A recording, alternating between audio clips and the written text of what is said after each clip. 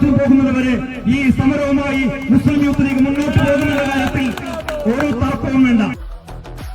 RSSന് കേരളത്തിൽ ഒരു PR agency ഉണ്ട്. RSSന്റെ PR ഏജൻസിയുടെ പേരാണ് CPIM എന്ന് ഇന്ന് നമ്മൾ മനസ്സിലാക്കിക്കൊണ്ടിരിക്കുകയാണ്. CPMൽ ഇപ്പോൾ നടക്കുന്നത് കുടുംബാധിപത്യമാണ്. കിച്ചൺ ക്യാബിനറ്റാണ് കേരളത്തിൽ ഭരണം നടത്തിക്കൊണ്ടിരിക്കുന്നത്.